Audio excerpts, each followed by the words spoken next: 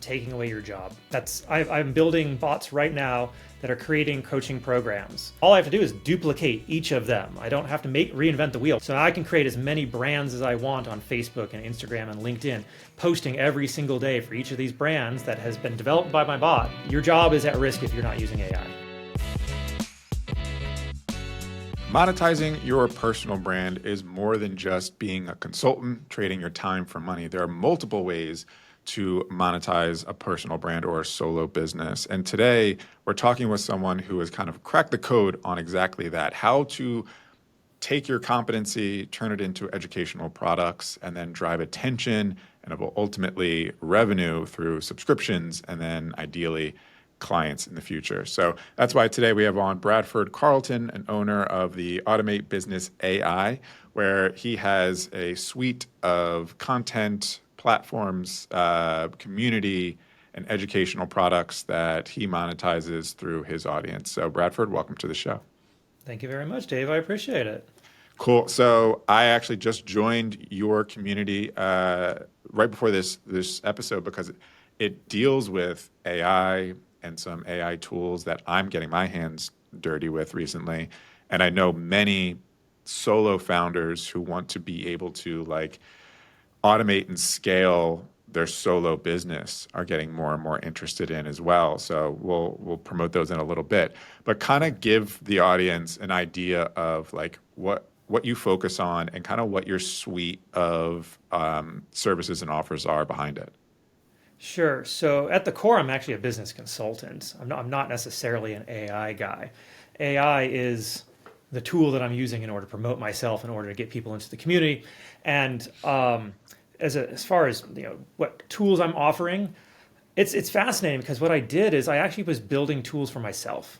And that's all those tools are. It's how can I run my business more effectively?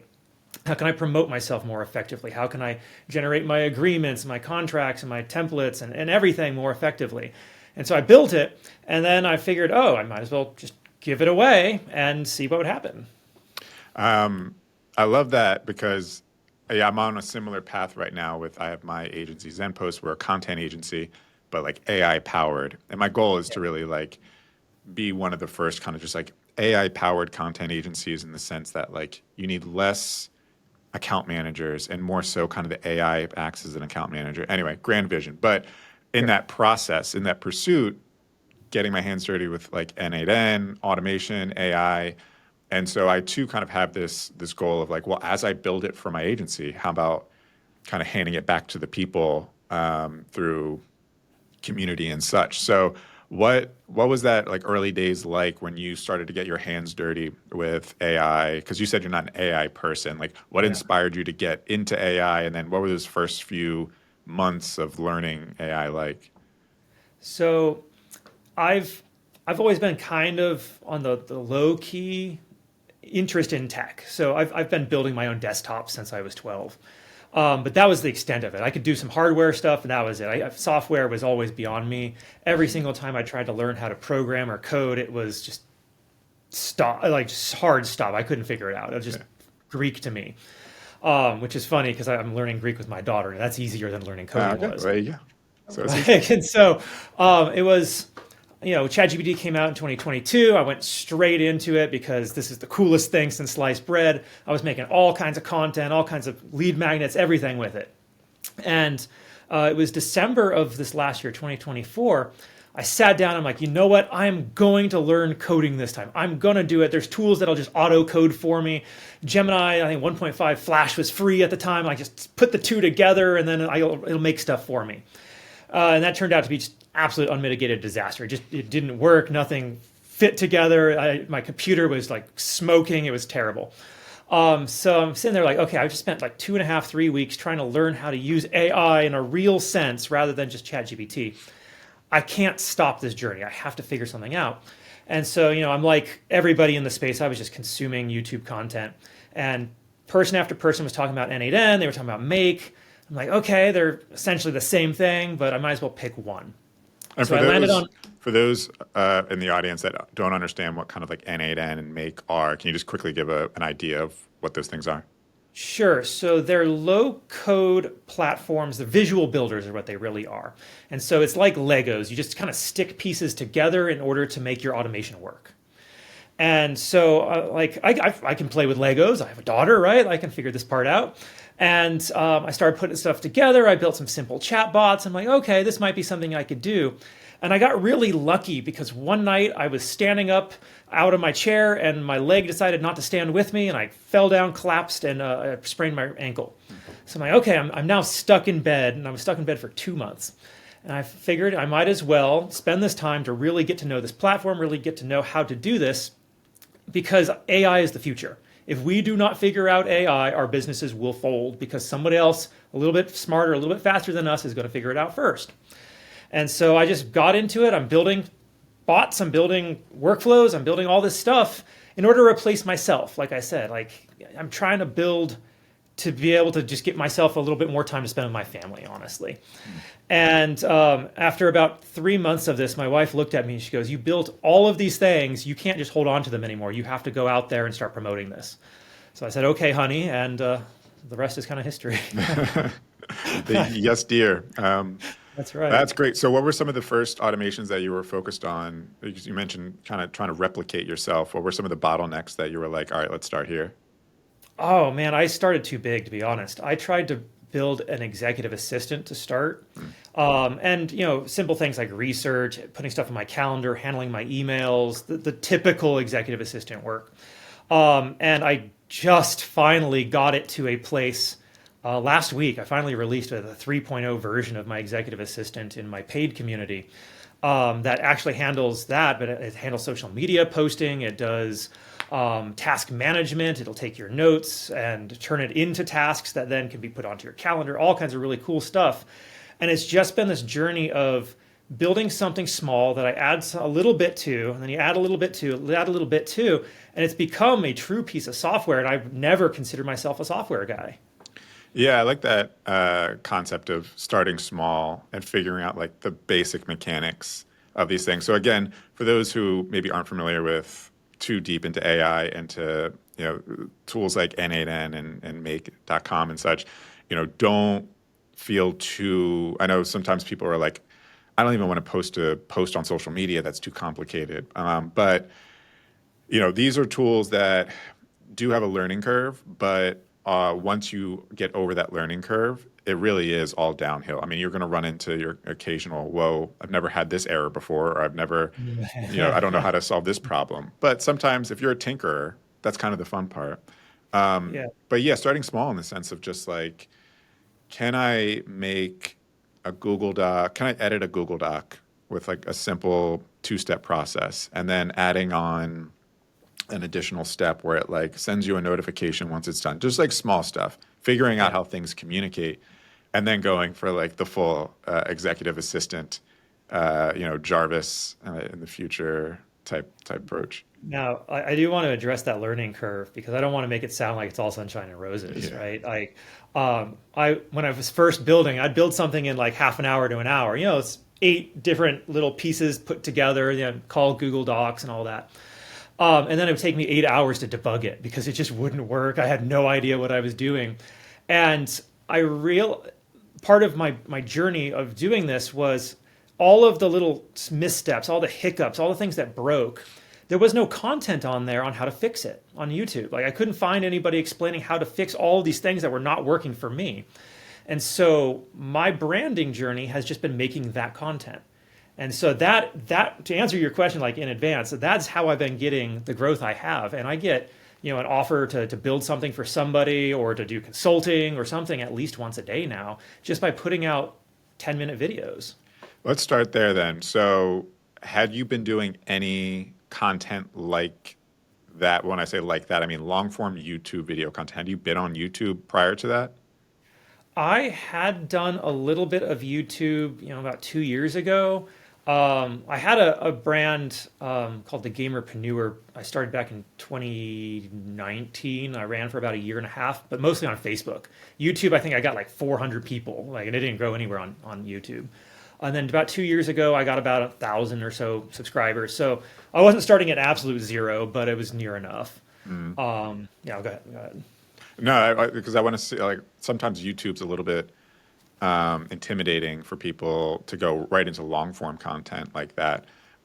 Did you find that since it was a bit more focused on explaining what you've already built versus some more like educational talking head, here's my 5-step strategy to doing XYZ type content. Did you find maybe it was just a little bit easier to roll out this type of content because it was a bit more like show and tell type content? Yeah, the way I've done my content for all 5, 6 years I've been making content, I just absolute raw. I don't really do the editing with the flashy logos or anything like that. And so it was natural for me to just go, okay, here's what I built. This is how it worked. Here's every little bit of how you can set it up yourself if you wanted to use it. And half the time the videos end up way longer than I was hoping they would be. I got a life too. I got business to run. But that's what was coming back to me from my audiences. They were so grateful that I explained things so meticulously that they were able to use it themselves.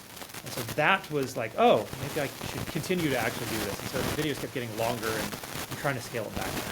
Yeah. Well, I assume that the more in depth or the larger your N8N workflows are, probably the longer the video will need to be. It's interesting too, because yeah, as I've gotten involved in N8N, there are certain error codes that I get or whatnot, where I'll go to ChatGPT to be like, what is this?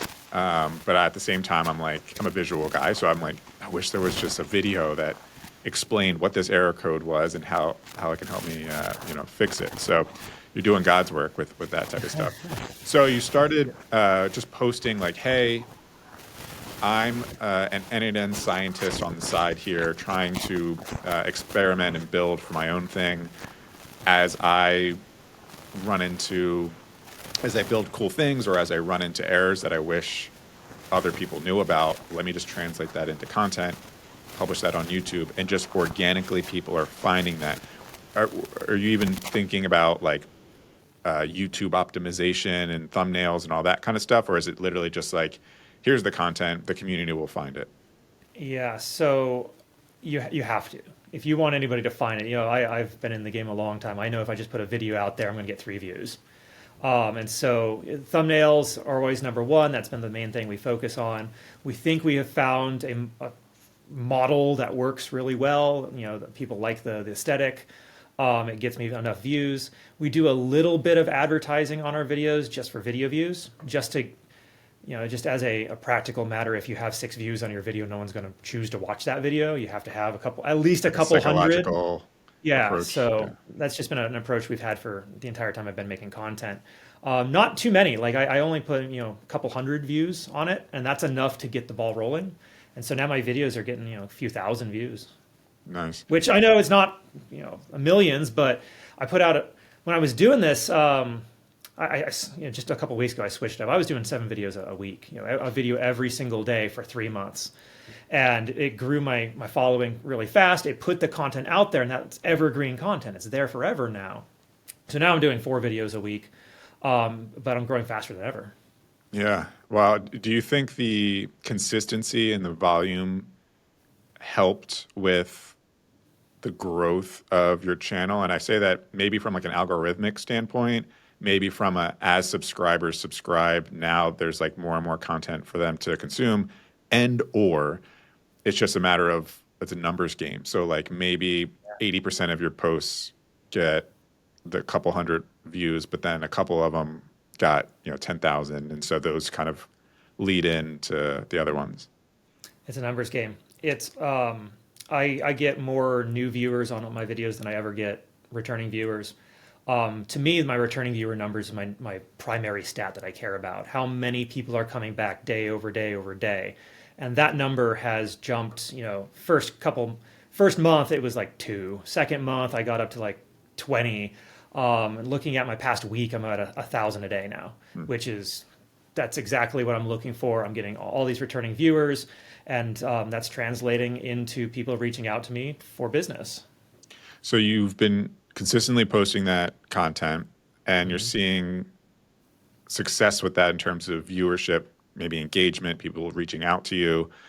what were your next thoughts and steps when you saw that there was like something brewing with this whole N8N thing?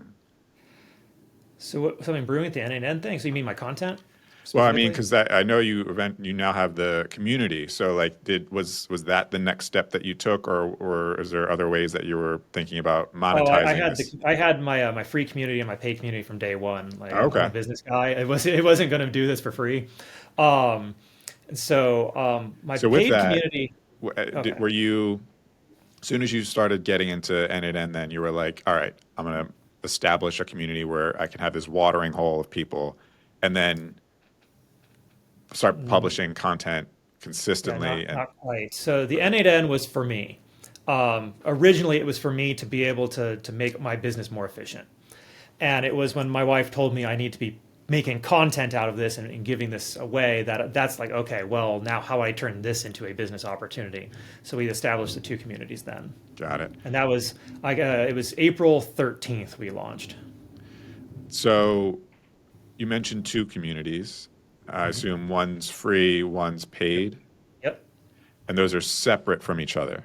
They're separate from each other. What was your decision on that? Because I'm kind of in the process of going through this decision myself, and I've heard that's typically the way to go. But I'm also like, "Ah, who wants to manage two separate communities?" So, what was like your decision to do that, and how do you approach managing both differently? My approach was when I set it up, you had to have a free community and a paid community. You couldn't do it in one. Oh, Now you can. yeah. So we've been evaluating whether or not we want to add paid features into the free one.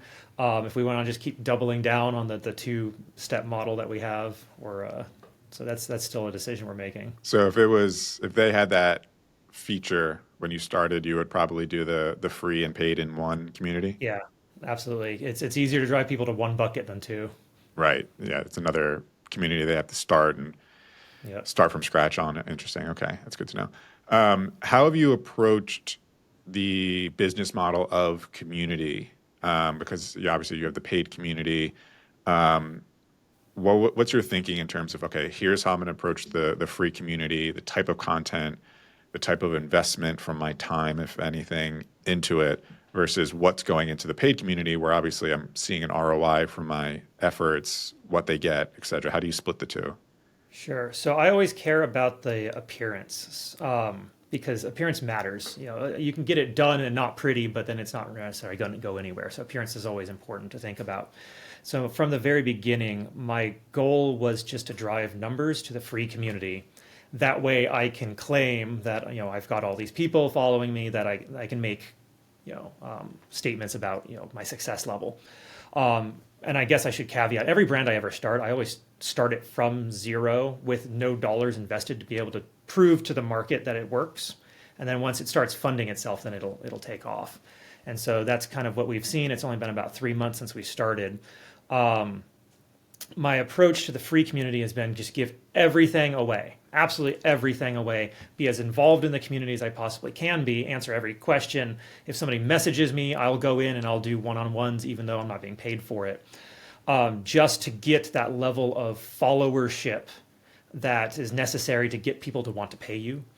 And so it's working out. I'm getting more and more people into my paid community every week. And more specifically, the real money has so far has not been from the paid community. It's been from people just reaching out saying, "Hey, I saw your thing on YouTube. I love your community.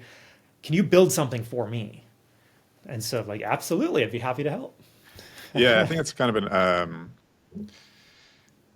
again, talking about business models, there's a twofold way of monetizing the community. One is ideally is this is a watering hole that you're creating where people are coming and consuming content, learning, seeing you as the thought leader that you are, and then going, why am I spinning my wheels trying to learn this thing from all this content when I have access to a person who can just do it for me if I just pay them some money. So it's kind of just this watering hole of leads, essentially. That's right. But for those who are the tinkerers, the DIYers that still want to do it themselves, I think it sounds like the kind of more 200 level stuff is in the paid community. So you're still monetizing that way, right? That's exactly right. And it's kind of what I was expecting. It's not necessarily what I was hoping for.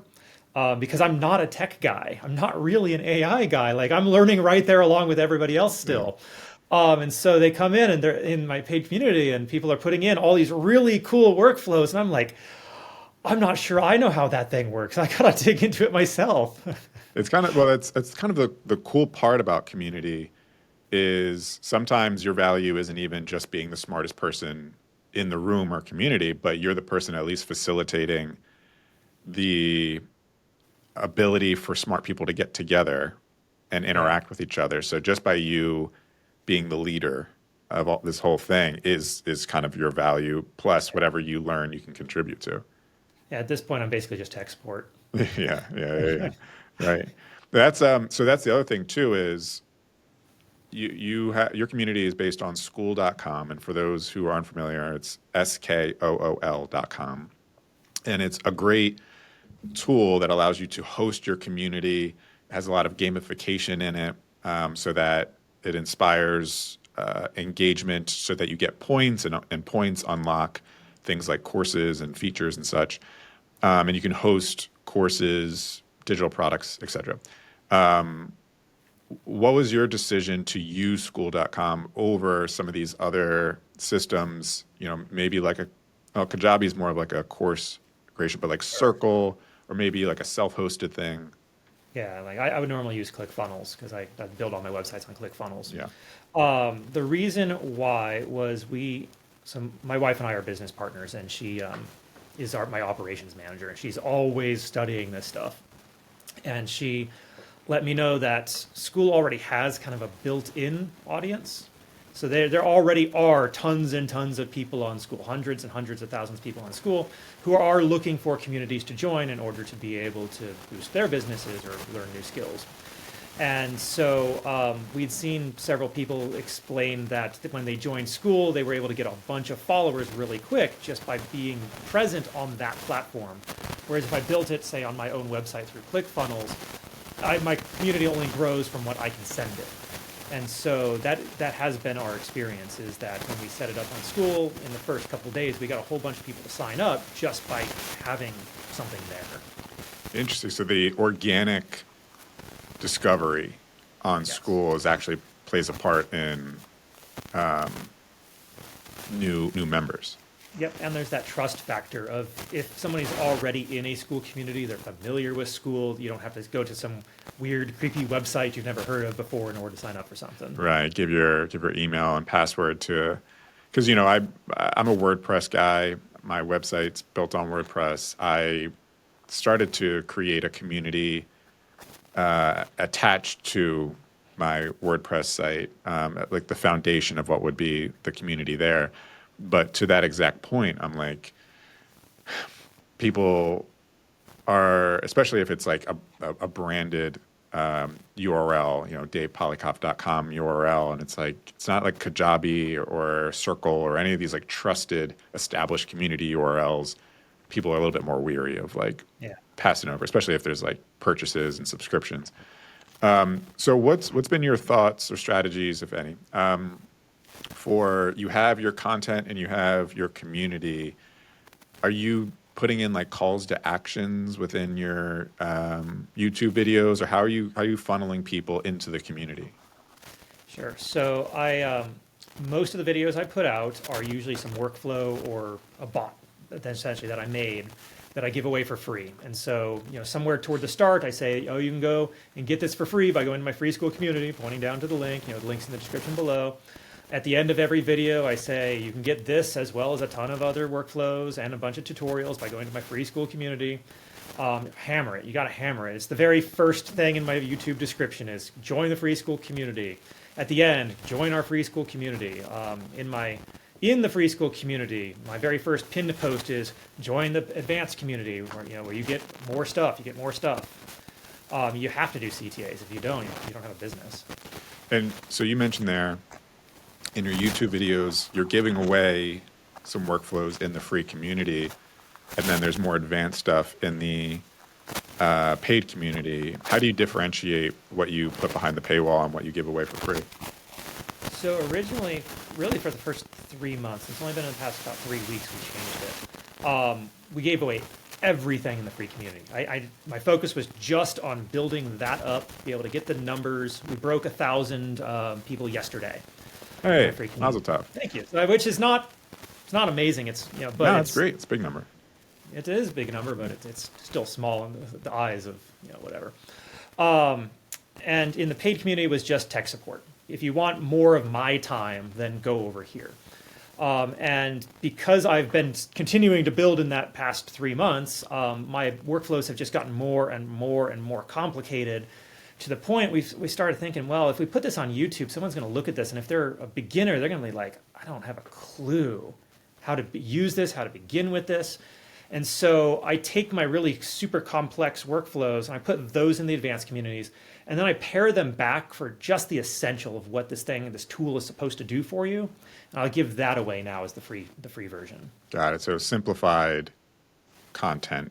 Yeah. So we have the free version and then the advanced version. Okay. And the content that you put into the community itself, are you like repurposing YouTube videos into that community, or are you creating separate content that's just in that community and not used anywhere else? So I treat my community essentially just like a email follow-up. So I put all of my content, every video that I put out, here's a post about it, here's the video, you can get the download right here. Because anytime that the school community owner posts in the community, they either get a notification or an email, depending on how they have their notifications set up. And so instead of having to hope that they go back to YouTube, I just use it as my email follow-up system. Smart. So what's kind of the grand vision here? So you have your YouTube channel, which you're still posting N8N workflows there, and then the free and paid communities. Is there other channels that you want to introduce to drive even more attention through that? Is there other products that you want to introduce beyond the community? Where's 2026 look like? You're talking 2 years from now. Okay, so my opinion on this whole thing is that in 6 months to a year, somebody, whether it's OpenAI or Anthropic or somebody like me, just a tinkerer, is going to develop some system that will make all of your bots, all of your agents, all of it with just a request. And we're not quite there. You know, OpenAI just did Operator, last week, which is okay, but it doesn't do everything yet. But soon, tech will be at a point where it will be able to just do everything. So this is going to be a short journey, I think. I don't think there's going to be too much road on building bots for people. My next step is turning my executive assistant into something that I can have a front end for, that I can either sell or continue to give away. I've been working on a gamification-like game for years, and the thing holding me back is I wasn't a tech person. And I paid somebody 6 years ago $50,000 to make it for me. He just took my money. So I've been slowly trying to get... We'll save that story for a separate podcast, because I'm sure that was an interesting one. Yeah, that was a fun one. So I have a gamification system that I want to introduce, and my executive assistant is going to be kind of the foundation to be able to play this gamification game where you can live your life and earn points doing what you would normally be doing. And so that's my next step. And it's just, again, for me and my family, that's how I build everything. And then I release it to the public. After that, gosh, who knows? Who knows where AI and robotics is going to be in the next 2 years? It's a little scary, a little fascinating. Who knows? What you said there was kind of interesting about the idea of productizing what you're doing. So right now you're creating for yourself and then monetizing through the education of how you did it, helping other people figure it out themselves and whatnot.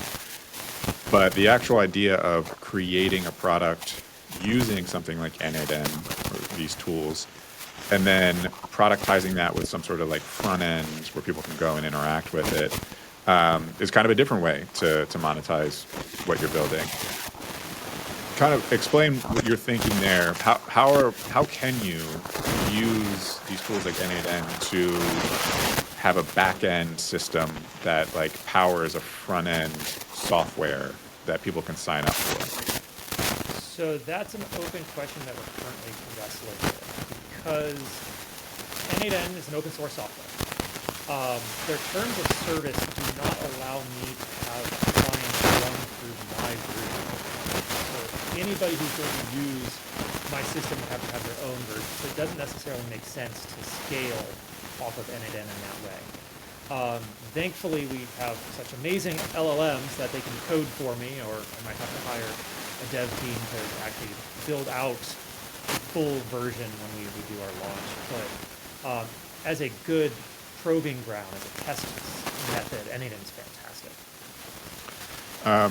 Yeah. So let's talk about then, what are some of the examples of workflows that for like, let's not get too crazy with executive assistants right now, but for those at home who are like wondering, how could I get started with N8N?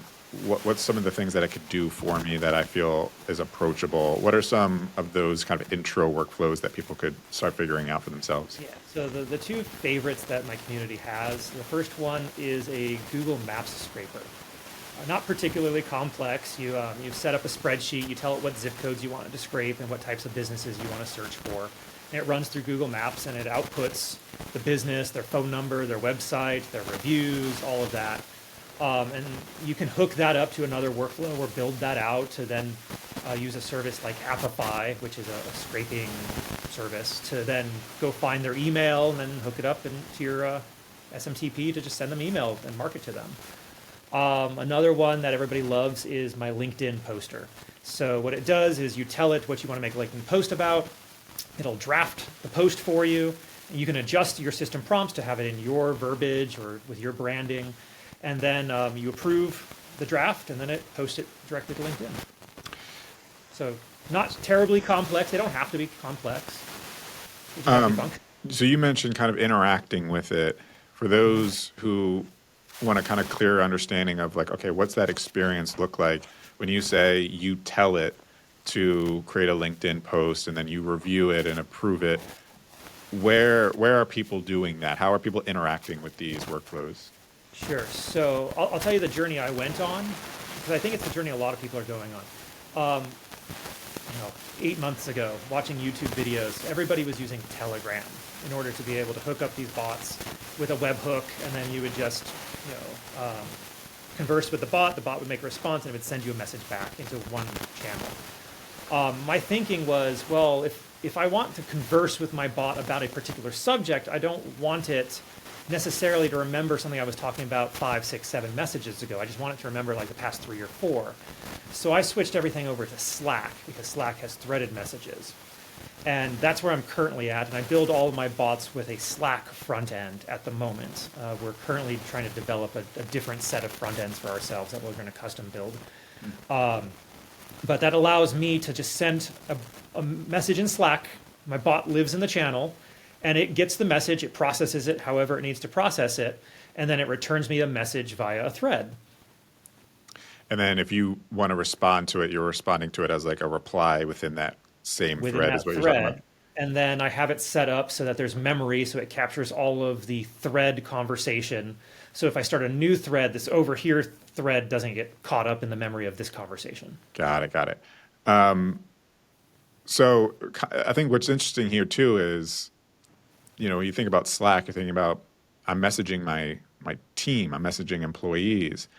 And now you can have this kind of similar interaction with AI. You kind of bring ChatGPT into Slack that has a whole kind of back-end automation and workflow to it. So it's kind of like you're interacting with a remote employee that you can personally tweak and train and change the job description of really whenever you want, right? So, and it works 24/7. So if you get up at 2 a.m. at night, you can kind of message your digital employee and it will go run the thing. It doesn't have to wait until 9 a.m. EST to go run the thing. I think this is kind of like it's scary for employment, but at the same time valuable for those who know how to use it.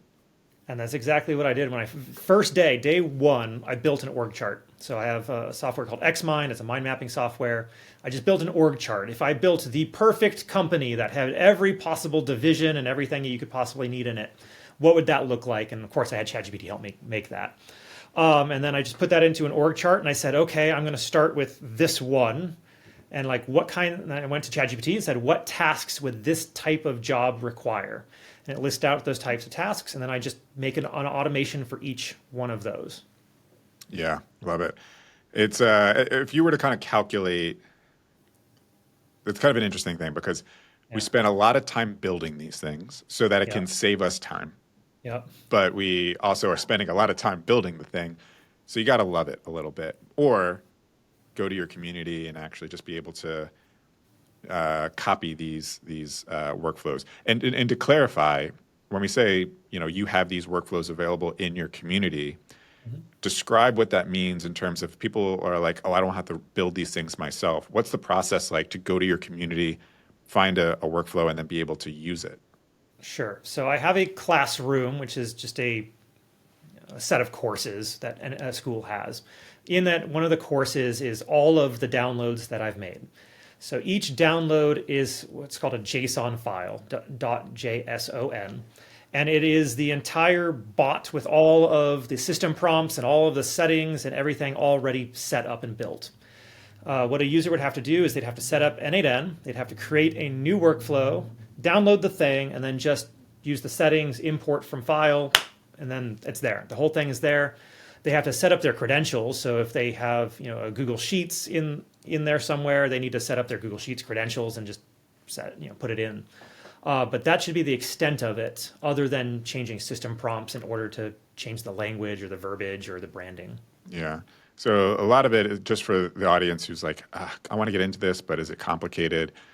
Again, there's a learning curve, but it's largely download a file, upload a file, Yep. and everything's set. But then you just have to like sign in to a few apps, if you That's will, right. to make sure that it runs correctly. But Bradford, this has been awesome. This is why I love these conversations, because especially when it's very prevalent to what I'm going through right now, but I'm also a big nerd when it comes to software and systems and all this stuff. So it's always fun to nerd out. One last note that I like to kind of end on is if you could speak to that coach, consultant, small team, solo founder who's like, oh, I'm thinking about getting into all this and figuring out AI and workflows and such, and they needed a reason to be convinced of it, what would you tell them? I'm taking away your job.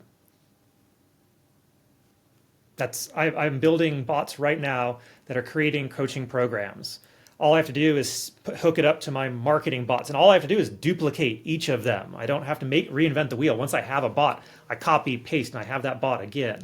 So I can create as many brands as I want on Facebook and Instagram and LinkedIn, posting every single day for each of these brands that has been developed by my bot. Your job is at risk if you're not using AI. Love it. And if people wanted to learn a little bit more about you, your YouTube channel, your community, where should they go?